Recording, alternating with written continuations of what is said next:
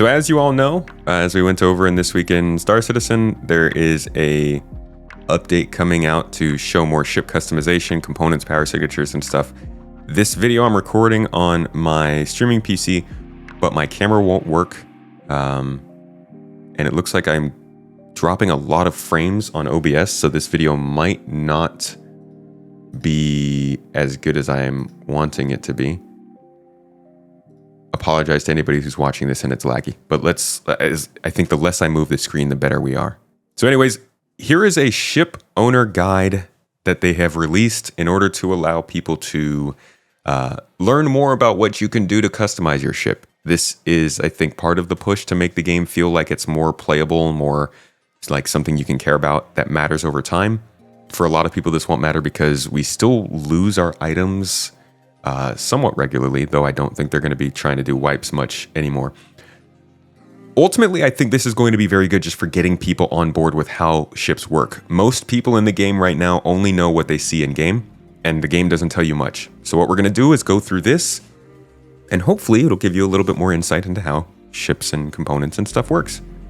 All right, first up, have you ever wondered how decisions impact your ship's performance? What makes a component better than another, and how different manufacturers set themselves apart? Welcome to our Ship Owner's Guide, your go-to source for understanding the mechanics of power, heat, and signature. With this knowledge, you'll gain full control over your ship's efficiency and performance, making every flight smoother and every battle more strategic. Since the introduction and continuous development of the resource network, Star Citizen allows engineers to control power Unfortunately, it hasn't, I guess, introduced to us in videos. It allows engineers to control power distribution to individual ship components from their vehicle's energy pools. This feature will be refined and fine-tuned in future updates and will play an increasingly significant role. Let's take a detailed look at the properties of components as well as mechanics of power, heat, and signature.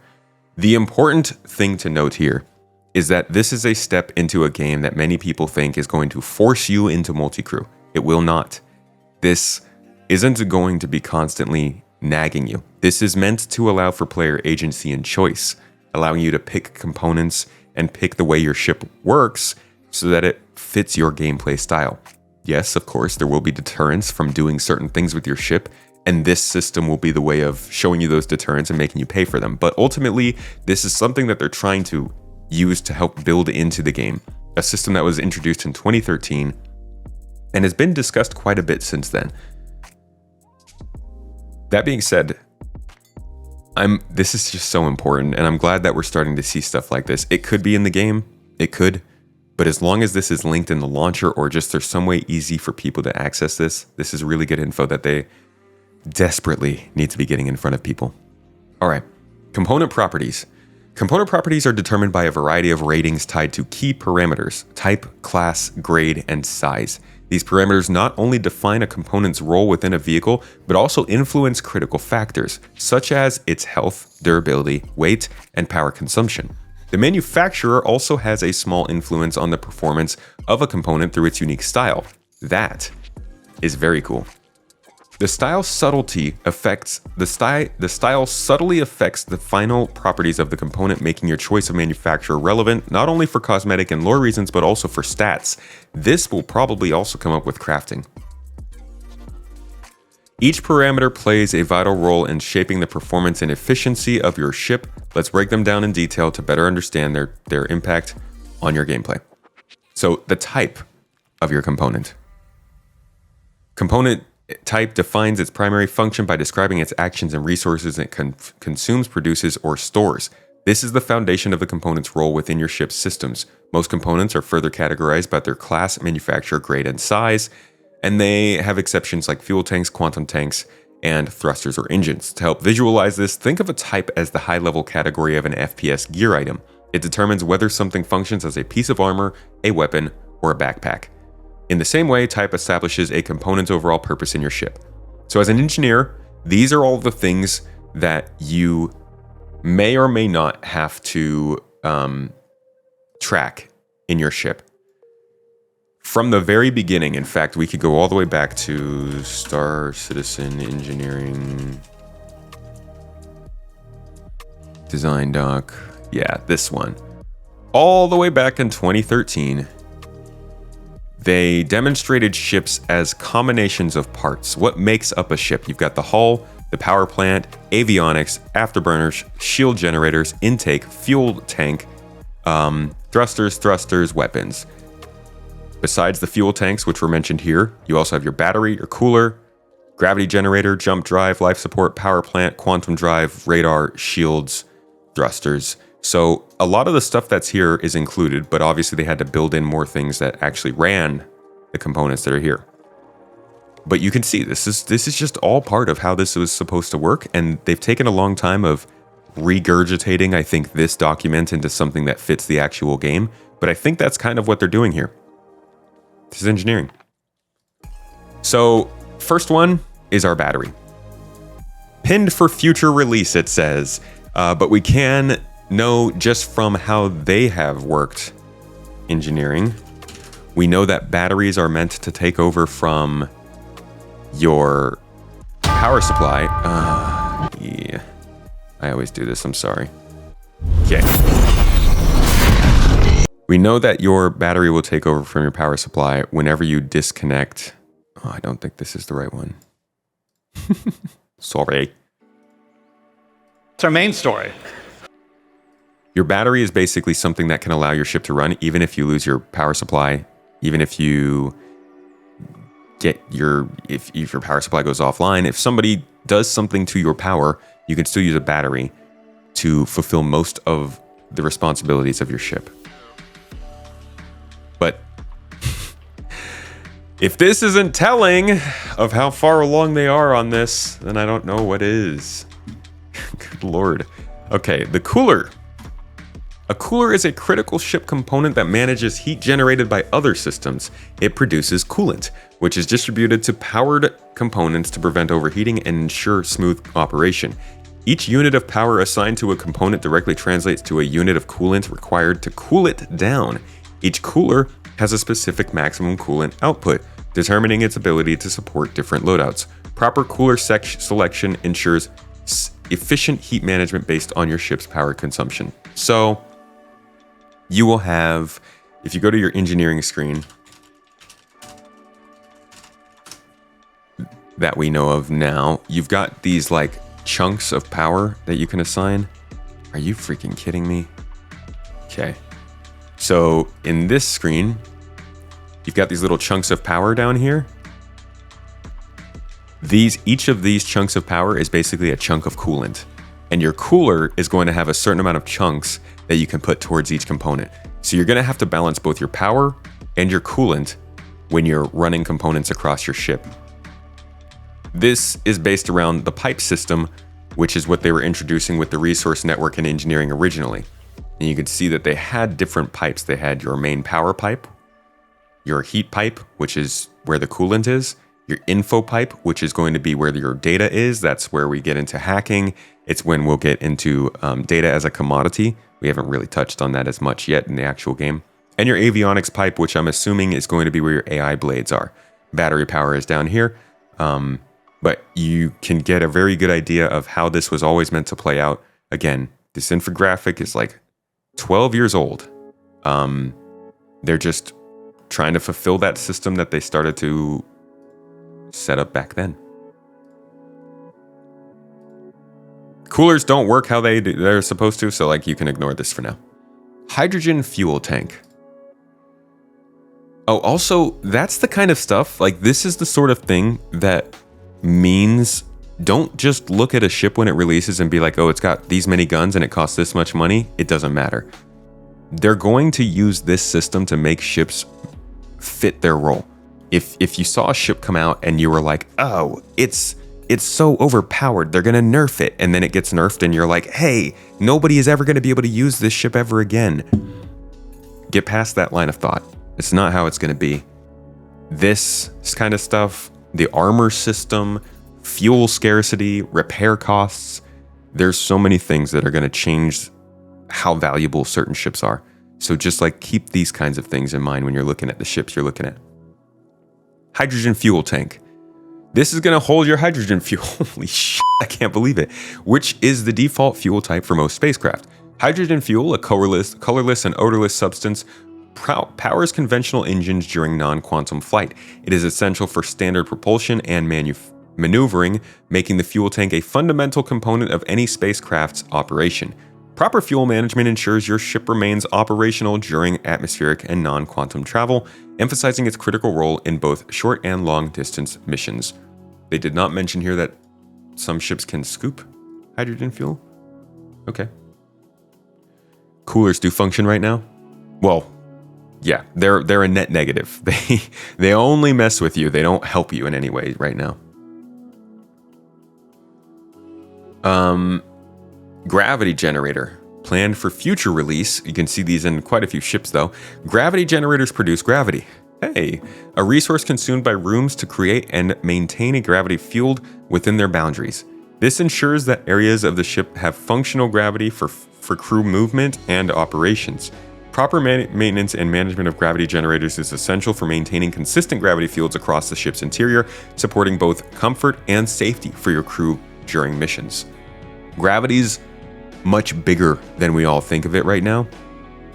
I've got interesting questions around it, like what happens to the 890 jumps pool when you turn gravity off, but we'll get to that eventually.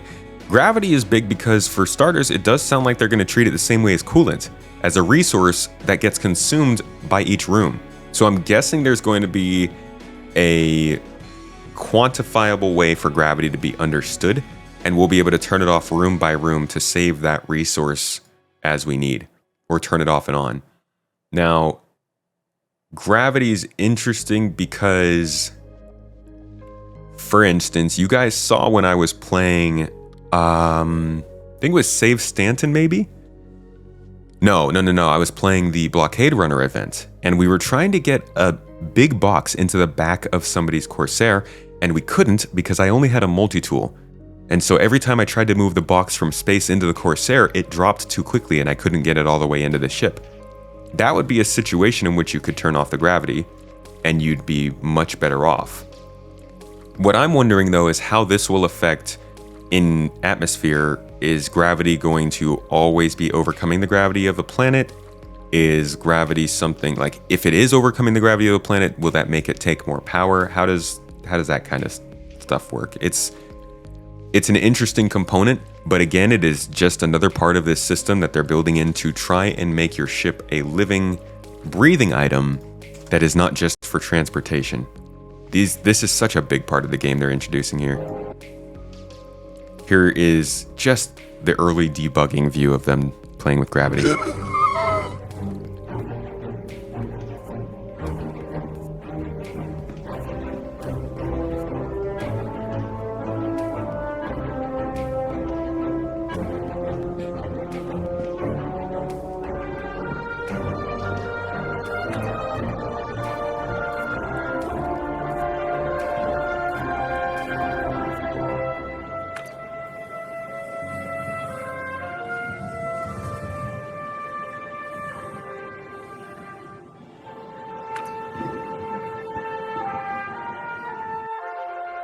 So that is a look at how the gravity is going to work.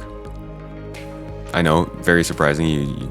You're just constantly in confusion guessing about how could a gravity generator possibly work. It's also good to remember all of this stuff's going to be hackable. When hacking comes into the game, all of these connecting into this pipe system is the whole point. You're going to hack in so you can control this kind of stuff. You can turn off the gravity in your enemy's ship. You can turn their cooler off, or you can take their battery offline. That kind of stuff is where E-War starts to come in. Next one is the jump drive. A quantum drive can be upgraded with a jump module, transforming it into a jump drive that enables interstellar travel through interspace. This feature allows ships to traverse jump tunnels, naturally occurring wormholes in space-time that facilitate superluminal travel across vast distances. Jump drives are essential for accessing these tunnels, opening opportunities for exploration, trade, and missions in distant systems. Okay. Not much to say about that. Life support, there is a lot to say here though. Planned for a future release, a life support generator is a critical ship component that produces life support, a resource consumed by rooms to maintain a habitable environment. That statement, consumed by rooms, is where I keep getting this whole idea that they're going to have these things in blocks. because when you go back to where they showed us this the first time, you can see that there's a whole room system. This will also allow you to have a more control over which door or compartment. So you can see you've got your life support up here and your scrubbers. These are going to be your resource that needs to be fulfilled in your life support generator. So you'll have to probably craft these or buy them, put them in your generator, and you'll get a reviving of time. This time will likely decrease or increase based on how many rooms are plugged into the system, and you'll be able to just scroll around to each room and just click on which ones you want to have in the system. You can set your pressure level. You can also set your temperature, it looks like. So if you have certain types of cargo, you can lower temperature to make the cargo maintain its stability better, perhaps, but you would probably lose more power. If you don't care about that, you can just turn all of this off and probably save a lot of power too. To open. So here, again, showing the opening the power plant. That also helps very much in already telling players, hey, you should repair this item, so I open that door for you, and they directly know which item you mean. It also allows us to control like the outside facing doors much better. So you can directly open, if you just want to open the left side ramp or the front side facing ramp or the back facing ramp.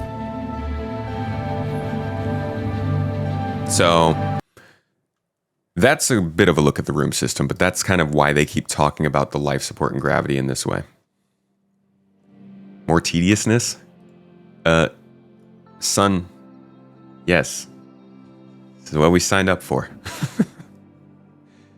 If the items last for many hours and are easily acquired, then it's more preparedness than tediousness. I mean, Daroff. Genuinely, yeah. It would be insane. Like, the thing I always come around to is that they're making a game. I always ask people what they think, like, how often do you think that your power supply is going to go out? And generally, I don't ever get a statement as to what worries people of a power supply going out. I'll throw out hypotheticals, and people will see, yeah, that'll be good. But I don't see how people think that your power supply is going to be dying like multiple times in a day or something. It's just, it wouldn't make sense. And I'm not guaranteeing they won't do that. I just think that would be incredibly detrimental to how the system is meant to work. And that is, they want to reward you for doing things. So if you get the right thing for the ship that you're flying or for what you want to do, it shouldn't die. You know, that stuff shouldn't go out. It's like getting the right engine for your car. You don't get a high-performance F1 engine for your Honda Civic to drive to work 3 hours every day. It would mess up the engine. So I think the preparedness that they're going into this and trying to emphasize the idea that you're supposed to find certain components is a good sign of that. But this is also really key because all of this stuff being physicalized into this system, as Arctic is mentioning, means you can repair all these things as you go. So if anything, this will probably take less time because you won't have to fly back to space stations to do all that stuff. But the life support generator replenishes your atmosphere, regulates your pressure, and normalizes the temperature with the ship's interior. It's what we were just seeing. The capacity of a life support generator scales multiplicatively with the internal volume of a vehicle or similar size, ensuring consistent functionality across different ship designs. Proper life support management is essential for sustaining crew, health, and comfort, especially on long missions or in extreme conditions. You can also just turn this off. Just wear a helmet, and you don't have to worry about life support. Did they not say these things happen most often in combat? Yeah. These things happen from damage, and you're only taking damage on your components either in combat or by abusing your components. A power plant is essential for this vehicle's operation. It's probably the most important part. Generating power to run all systems. Protecting your power plant is... Power plant? Protecting your power pants are crucial, as its destruction could cause catastrophic damage to your ship. So this is actually really key. This is just a small sentence here, but if you go back to where they were introducing a lot of this stuff in Inside Star Citizen it was a pretty key and important episode. Let me see if I can find it quick enough that I'm not. Is this one? I think it's this one.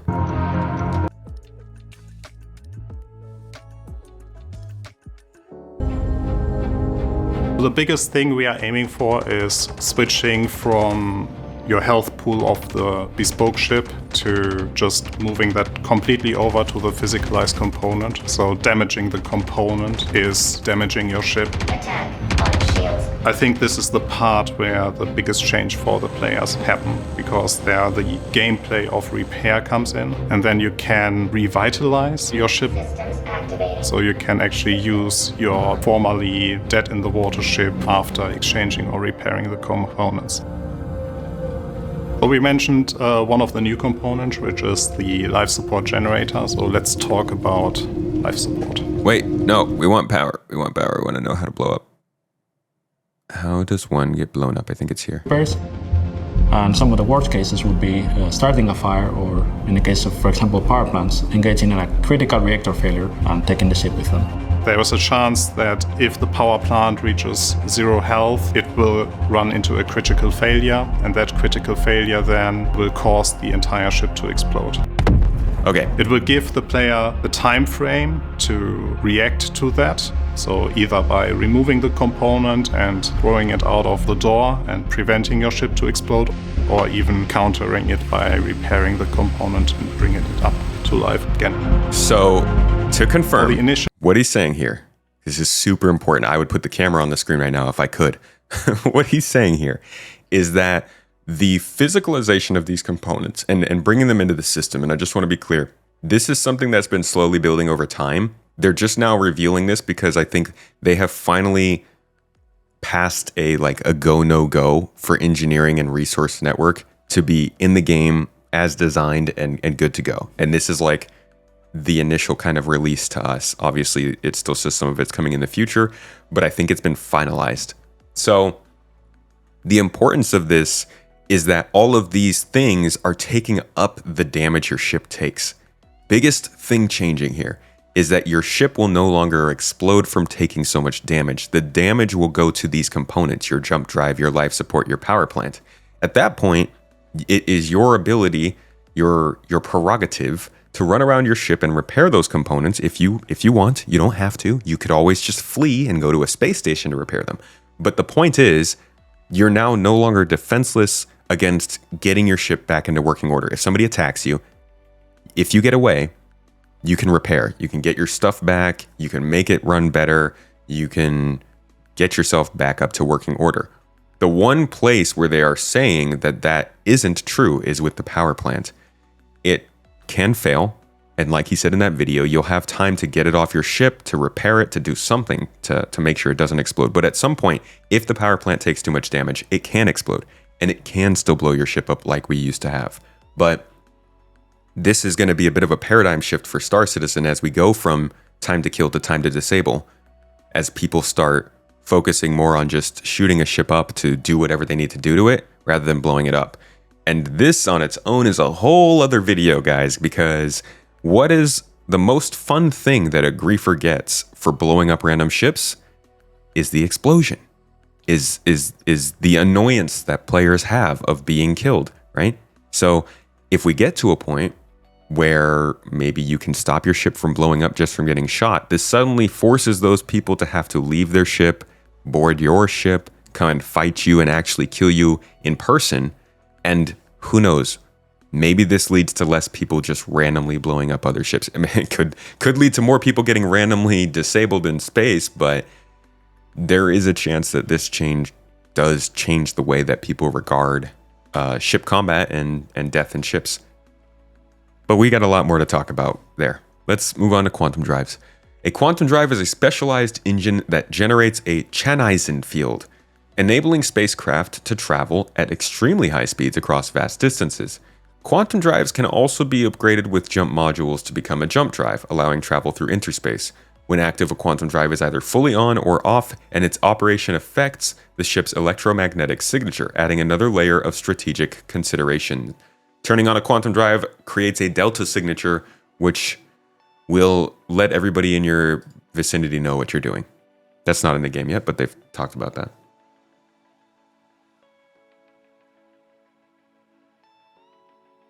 You were under the impression they can still do enough damage to blow you up at some point. That is a possibility. I don't know if they specifically said that. They said that there's hull damage and component damage. I'm not sure if you do blow up at the end of hull damage reaching 0, but it does seem like blowing up will be less likely, at least. Do you think adding life support systems to ships will be alongside oxygen values to suits? Maybe. If they use the same room system.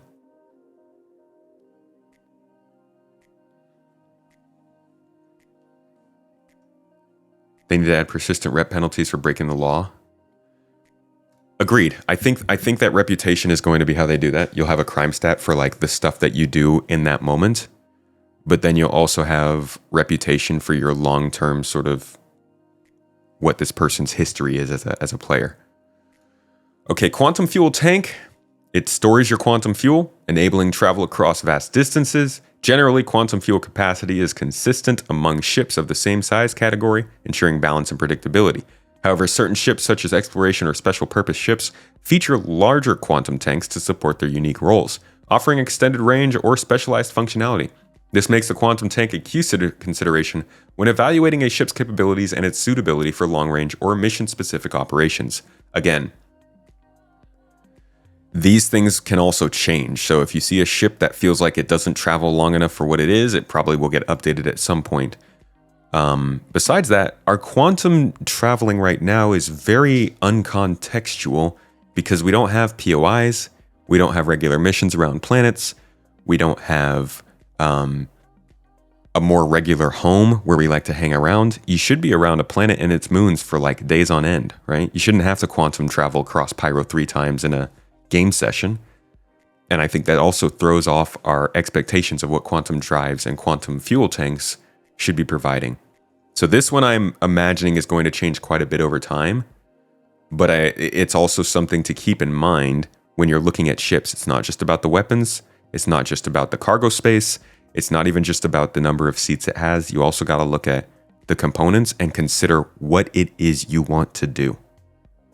Because the Crusader Spirit and the Cutlass Black are different, are good for two different things. And there's no one size fits all. There's not going to be an answer for every player. Just like consider these ships more than just the ships when you're looking into them. I think that's healthy for our wallets and for our futures. Is CIG going to fix the unlimited oxygen you have in spacesuits when you're outside the ship in space? Yes. In fact, it goes even deeper than that. The oxygen that you use, I believe, is going to be doubled as your EVA fuel. No, I don't think that's right. No, I think the oxygen that you use is separate from your EVA fuel. EVA fuel is its own thing, I believe. Sorry. That's some misinformation right there. Don't listen to my first statement. But yes, we won't have unlimited oxygen.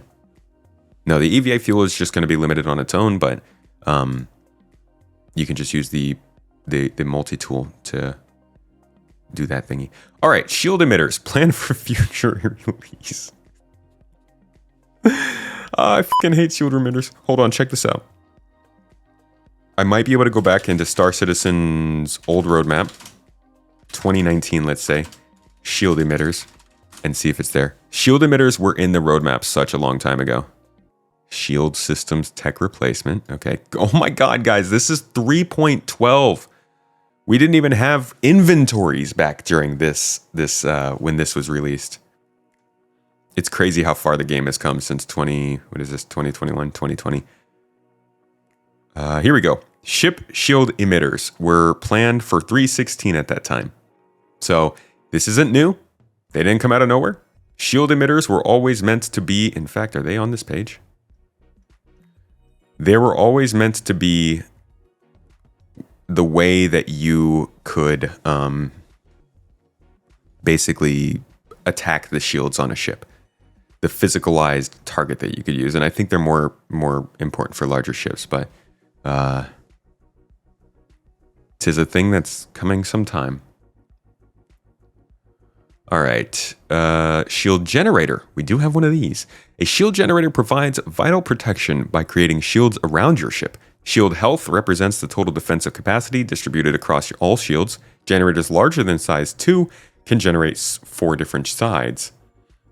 The shield regeneration rate determines how quickly shields recover per second. While regeneration also scales with generator size, it increases more slowly than health, meaning larger shields take longer to fully recharge. Choosing the right shield generator is crucial for balancing defense and recovery, ensuring your ship remains protected in various scenarios. So you'll have shields that regenerate faster, which will probably be better for the dogfighters. You'll have shields that hold a higher total value, which maybe is better for your defensive ship. You're not dogfighting, but you're in the same type of ship. Different types of shields for the same types of ships will be interesting.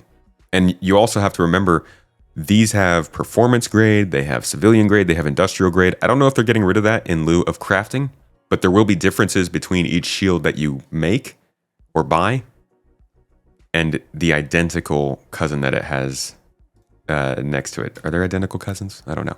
Thrusters and engine. Thrusters and engines are key systems for ship propulsion and maneuverability in space and atmosphere. They enable acceleration, deceleration, rotation, and precise directional control. Engines provide sustained thrust for forward movement, while thrusters handle fine adjustments and stability. Both systems consume hydrogen fuel, with efficiency depending on their type and size. Larger ships often rely on more powerful engines and multiple thrusters to remain responsive. Efficient use of thrusters and engines is essential for effective navigation, combat readiness, and fuel conservation, particularly during prolonged missions or high-demand scenarios. I don't think they give enough info here. I think they should mention that engines provide, forward sustained thrust. That is, it should say thrusters provide temporary thrust for fine adjustments and stability. Because the whole point of, is that here? The whole point of thrusters having different styles, damn it, it's not here, is because of VTOL. And because of the types of engines that support VTOL flight. I'm going to find this at some point. It's here somewhere. Here we go. So originally they had main thrusters, retro thrusters, and VTOL thrusters. Retro pointed backwards, main pointed forwards, VTOL pointed downwards. They also then had maneuvering thrusters. So they basically changed these main thrusters to engines, it looks like. They call them engines here. And then they've changed these maneuvering thrusters to thrusters, as now here they say thrusters. So what you have here are thrusters meant for quicker response, leading to more agility. Downsides is you have to have more of them, and they're pretty small. They can be gimbaled or they can be fixed. But the idea behind them is that these are the thrusters that would make you barrel roll or turn really quickly in space or do something to change your trajectory. These are not the types of thrusters who are going to make you fly across space or hold you up in gravity or anything like that. That's where your thrusters, your VTOL engines come from. And I feel like they didn't really get into that too much here. So that's still definitely something to throw people off, and it's something I think people should consider when they're getting a ship. Is the ship that you are getting, does it have VTOL engines? Are you going to be flying a lot in atmosphere and landing at outposts? In which case, you might want VTOL engines. If you plan on flying in space between space stations all the time, who cares? You don't need to maintain that downward thrust. And that's another point, just amongst all these others, that's like, don't just look at the bare numbers for the ship that you're looking at. Consider these different types of things. And this is going to be just a really good guide I think everyone should go through to just understand what they need to look for in the ship that they want to buy. I can probably make a video about that. Okay. Now we're going to talk about size. Oh, there's a lot here. I'm going too slow for this. We're going to speed things up. And we're going to talk about the size of components. So this determines your input and output capacity, defining roles within ships and items and vehicles.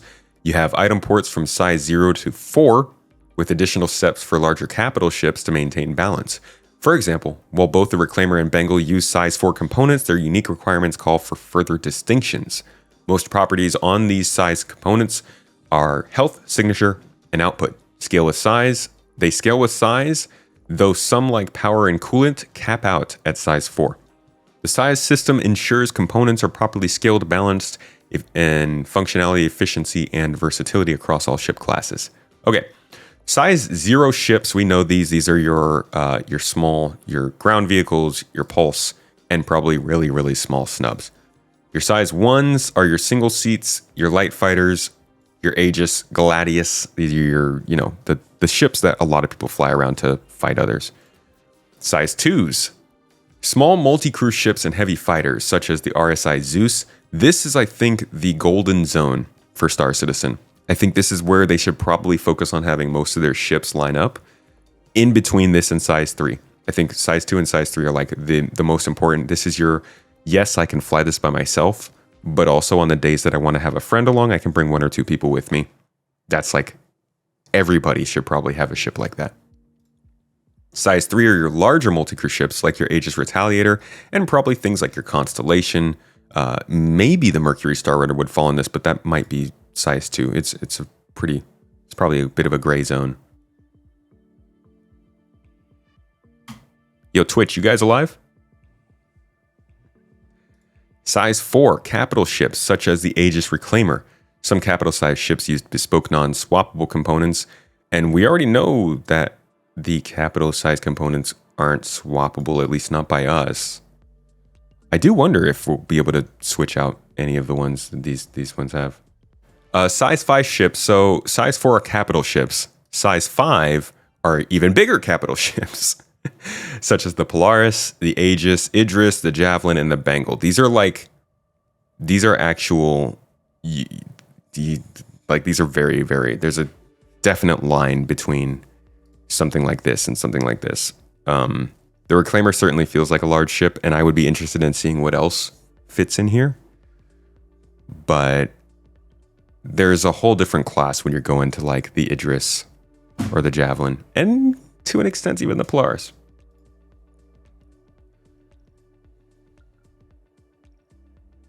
Can't wait to have a GII shipyard. Samesies, dude. It's going to be huge. The class of a component we're now on to defines its specialization and type of gameplay it's best suited to. Classes help differentiate components based on their intended roles, offering a variety of options for different strategies and playstyles. You can equip your vehicle with components from any class, allowing you to experiment and find configurations that best suit your needs and objectives. Each class comes with its own strengths, making it particularly suited to specific situations or playstyles. At the same time, every has balanced weaknesses that offset these advantages. The strengths and weaknesses are carefully distributed across all classes, though, ensuring that no class is overall better or worse than others.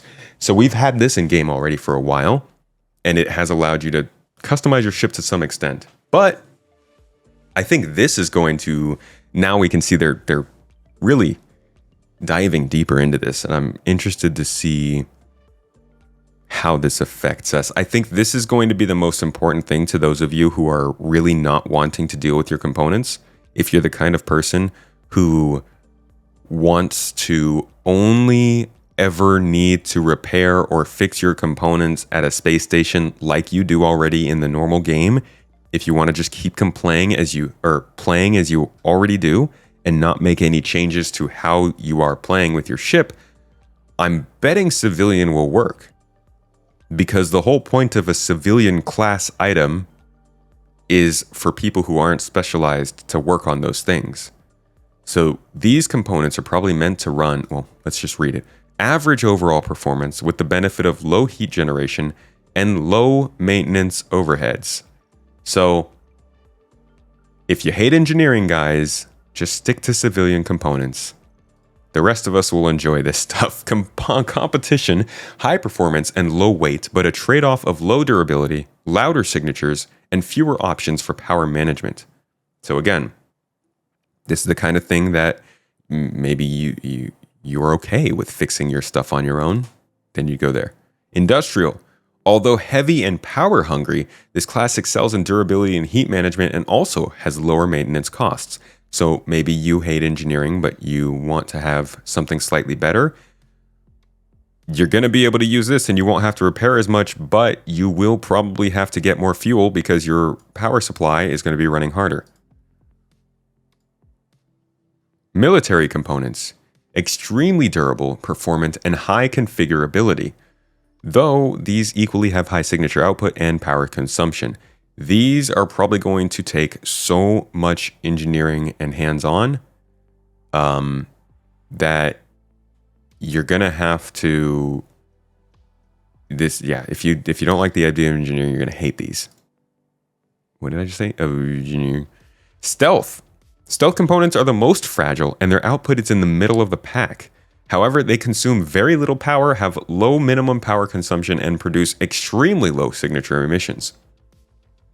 This reduced minimum consumption makes them more flexible for power management, allowing you to easily adjust your settings without overburdening your power pool. So, stand out, really, I think stealth components are, but this is where you can start to define how much you really want to worry about your components. Don't fly hard, don't boost everywhere, don't do stupid things and get civilian components, and you're good. Engineering's not for you. It's for the people who want to have more customization over their ships.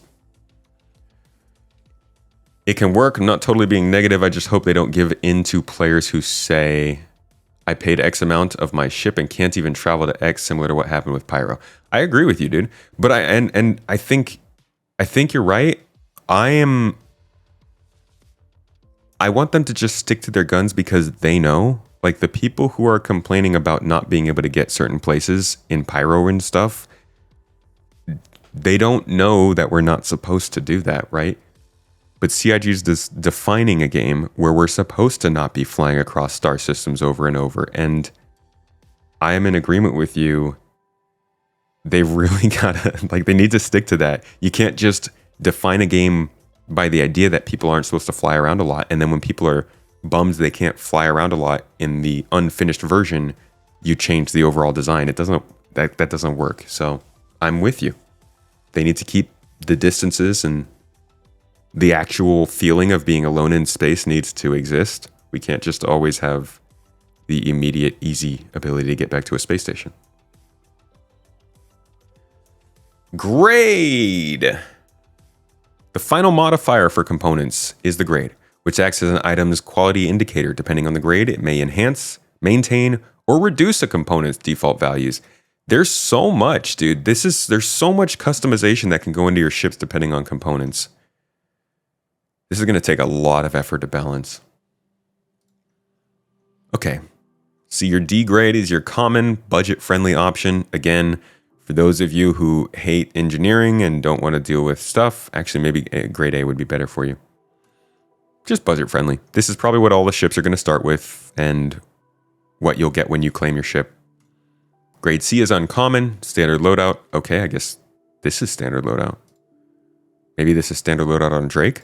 D for Drake. Grade B, rare, typically found on highly specialized ships. I'm assuming this is what we will find on high-level pirates and tough targets, maybe valuable ships from factions that we disable during events. And then when you want to get to the really rare and valuable places, like the deep caves and the offshoot star systems, the deep and Gion territory, I think it'd be this. Not expected to be obtained through regular means. See, I don't even think these should be obtained through places like, maybe contested zones would have these. But they'd have to be a lot more difficult to do. You shouldn't really be able to get a grade A component easily, you know? So we can look at all this stuff in the customization. We don't know how they'll balance it, though. We don't know if the game has to come together before all this really matters. So it's good to know. It's really good to see it laid out like this, and it's good to start explaining it, but I think it's going to be a while before we can really judge how well it works or might work. Let's move on to power, heat, and signature. This is kind of the bigger stuff that's coming in. Less noticed, but has been in game. And important to pay attention to, especially if you play solo. This is going to be so important for solo players.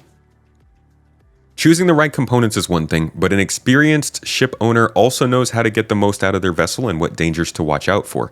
Understanding the intricate systems of your ship is what separates a good pilot from a great one. Let's take a closer look at power, heat, and signature.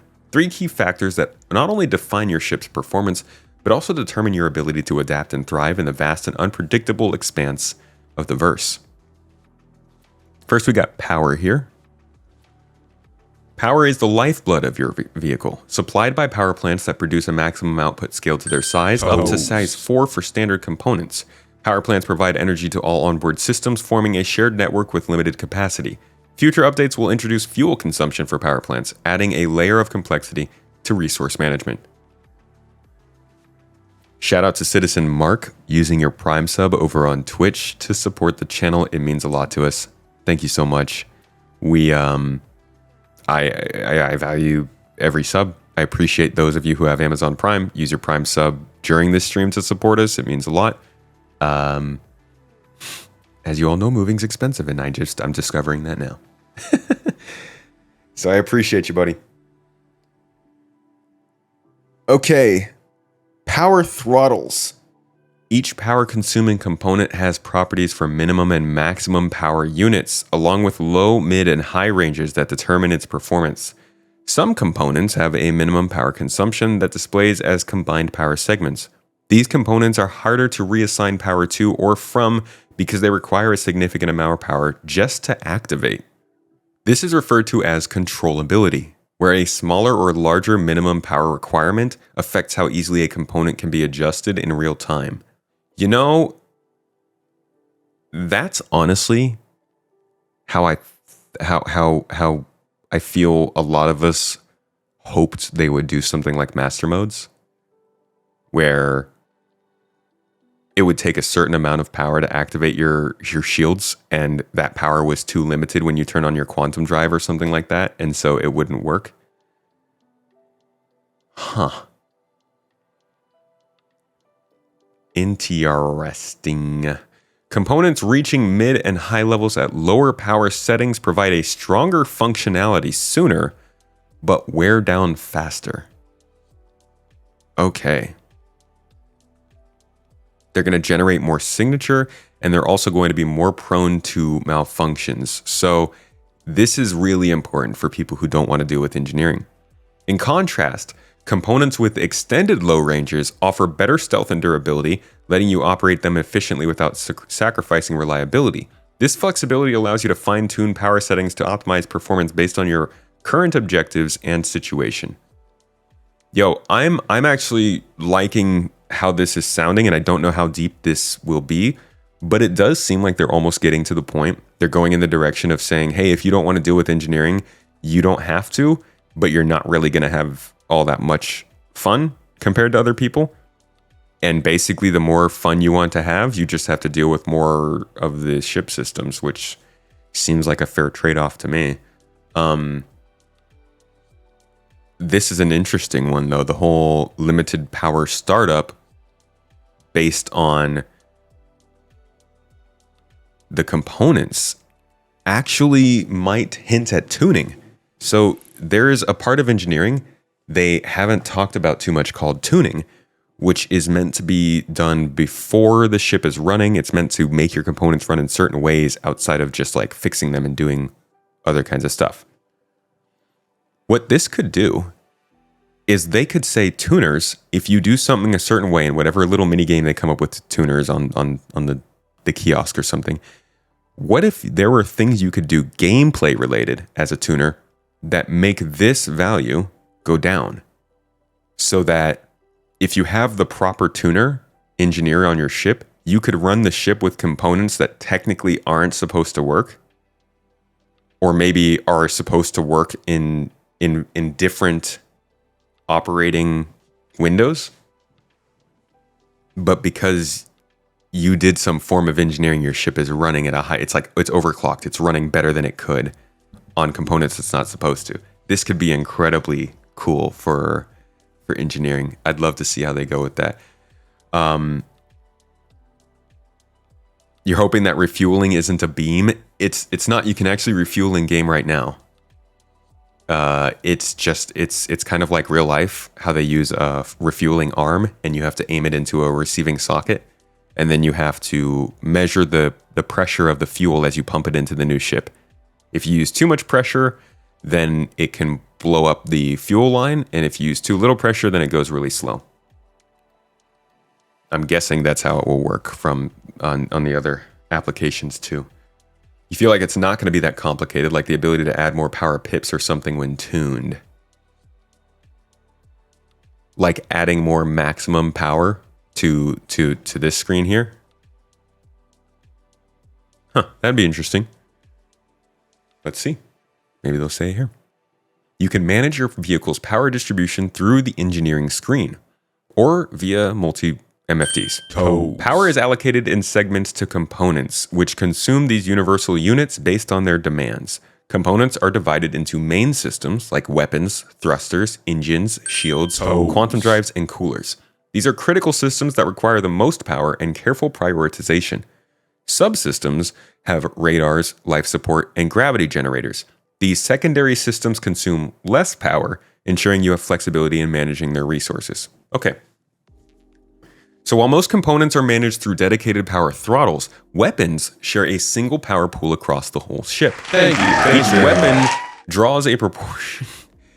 Each weapon draws a proportion of this pool, with energy weapons consuming significantly more than ballistics. If you run out of available power, you can trade off by equipping more ballistic weapons to reduce the overall demand of your ship's systems. Larger ships often operate at a power deficit, making strategic allocation essential. Batteries help fill gaps by providing temporary power, which depletes over time and requires active management. Power management is just another way of customizing the ship, but it's not permanent like the component stuff. So you go through all of this, you pick all your components, your sizes, your classes, your grades, right? And then you also have your active engineering. How much are you maintaining that stuff? How are you distributing power? And I like that they also say here that larger ships are going to operate at a deficit, so that even if, like, this is something that they're specifically trying to make affect smaller ships and solo players less. They're saying, if you're in a larger ship, we're purposefully going to make this something that you have to engage with. If you're in smaller ships, you will have enough power to fly around as you normally do. And I think that's a super important and key thing to do, especially for a lot of people who are just scared of how the system's going to work. So that's power distribution. Okay, so each unit of power assigned to a component requires a matching unit of coolant to manage the heat it generates. Coolant demand is directly tied to the power consumed, meaning coolers play a critical role in ensuring a loadout operates efficiently. So coolers are important. Okay, we get that. Choosing the right cooler involves comparing its coolant production to the power requirements of your loadout faster than tracking coolant as a separate resource. All of this is going to have to be visible on a screen outside of my ship. I'm sorry.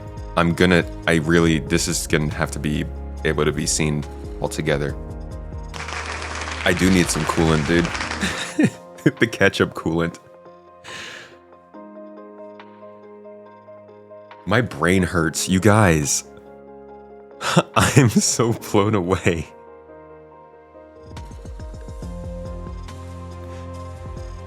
Default loadouts and power settings are designed to avoid overheating under normal conditions. However, certain scenarios can still push systems beyond their limits.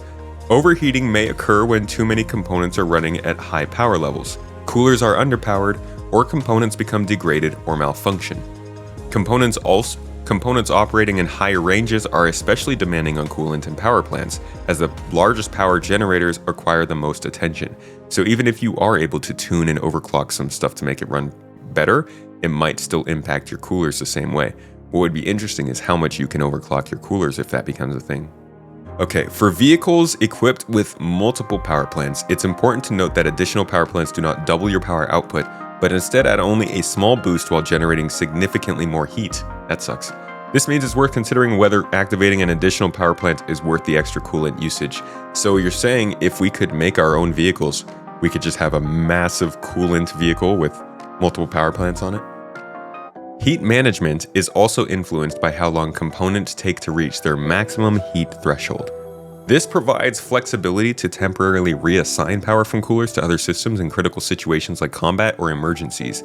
Additionally, overheating components can be cycled on and off to balance their performance without compromising the overall system. By understanding the relationship between power and coolant, you can optimize your loadout for efficiency and reliability. Strategic decisions about when to push your systems and how to manage heat effectively can give you the edge in challenging situations.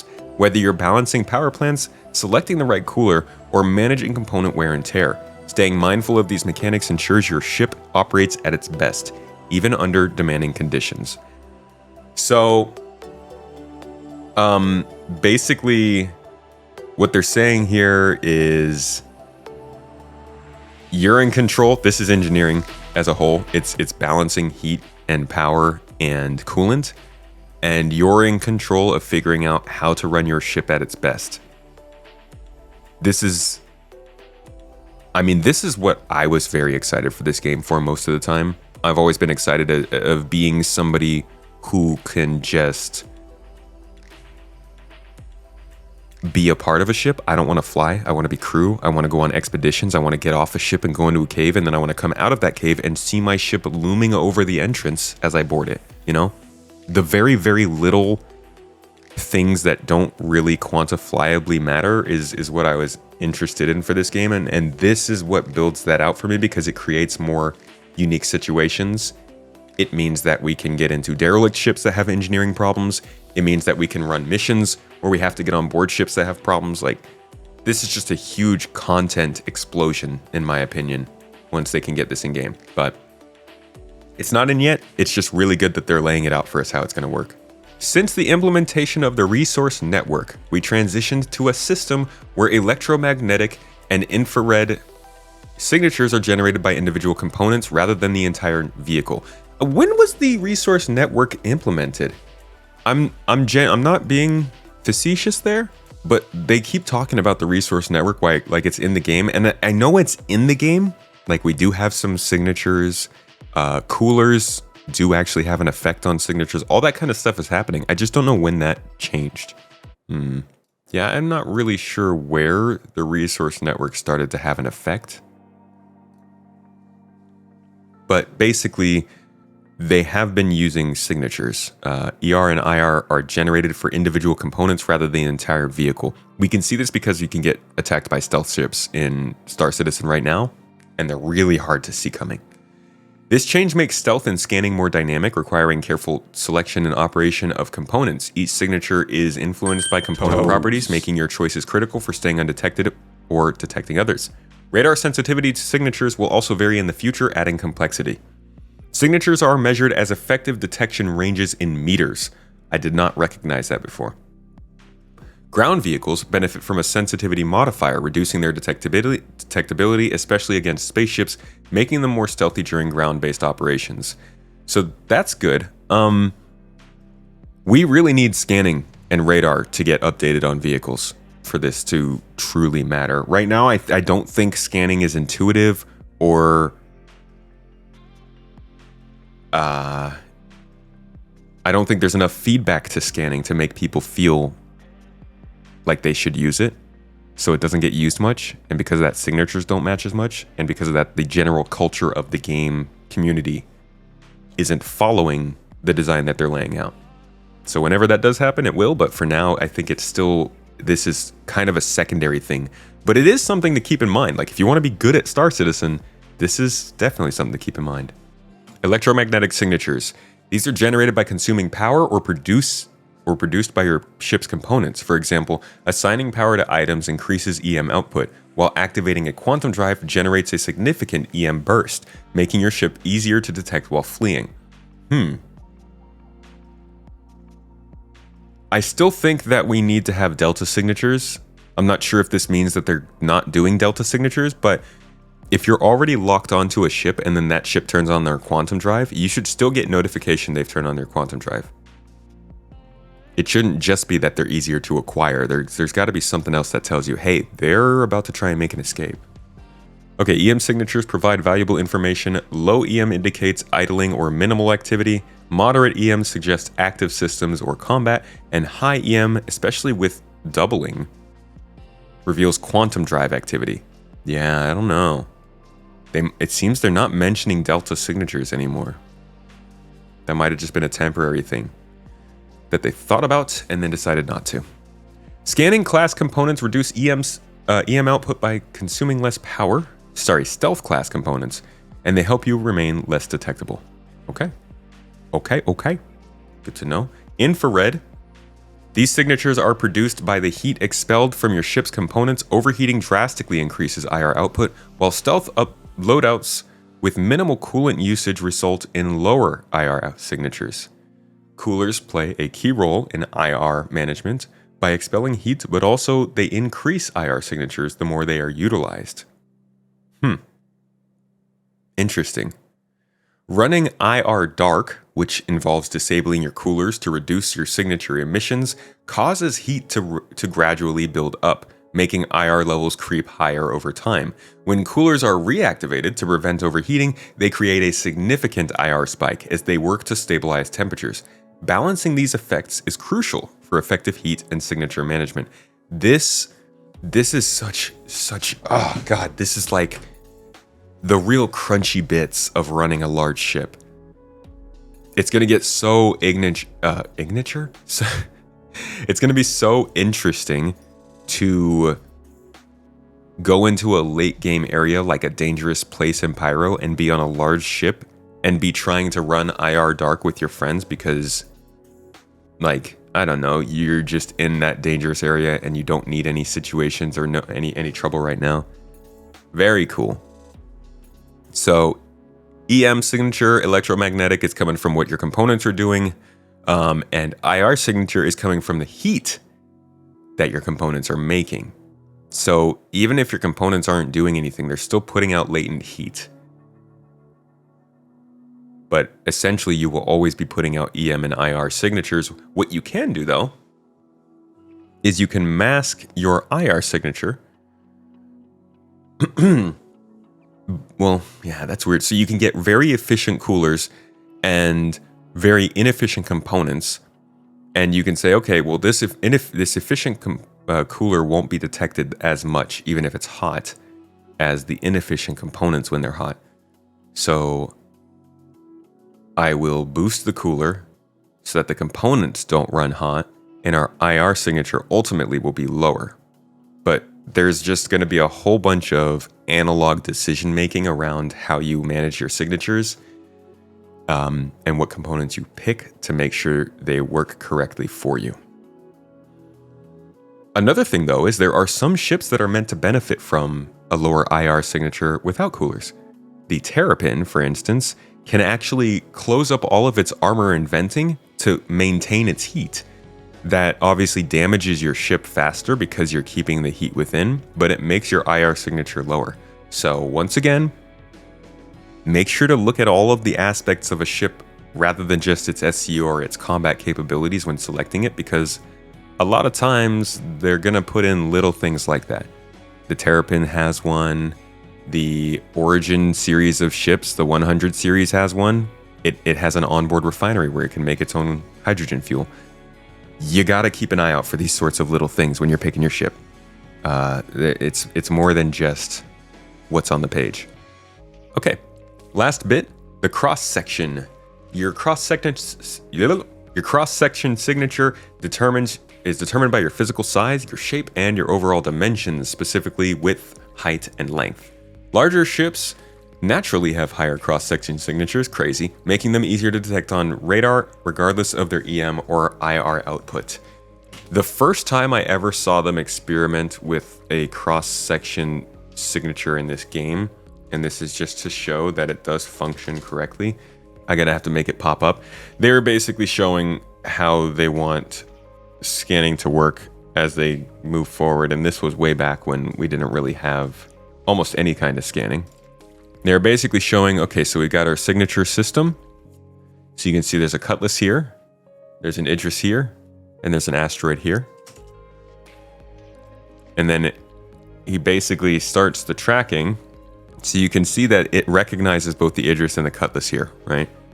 And it shows all the different ways it recognizes it. IR, EM, CS, DB, RS, ID, RD, QT, LF, IG, FTW, LOL. And all of these can be affected by different things. So what he does is he activates your cross-section signature here. And then he moves the asteroid in between him and the Cutlass Black. And you'll see that as he does, the game registers that he no longer can pick up that cross-section signature. So, it's a very, very basic rudimentary example of the system that we're now seeing starting to enter the game. But again, key to how the game will work, how we are meant to fly around and consider our ships, and all of this I think will make a lot more difference when our ships last longer, when we use them more, when we're not replacing them and claiming them all the time. It all feels a little bit weird right now because nothing is all that permanent in Star Citizen, but this is all going to matter so much once we're working on our ship over the course of weeks and months and finding new items and coming across different things and crafting stuff and all that jazz. So ultimately, this is an introduction to, ship ownership guide. Really, they kind of nailed it with the naming. This is an introduction to how ships work, or at least how they're supposed to work. And while it doesn't all matter right now, this is something that will be crucial for basically anybody who wants to play Star Citizen and cares about getting the most out of their gameplay. It's all going to matter soon. Well, if they said that 4.1 was going to have engineering in it, this would have hit so much harder. We would have been so hyped about this all. But we don't know when engineering is coming. So, not much we can say, but that's that. Hope you got something from this.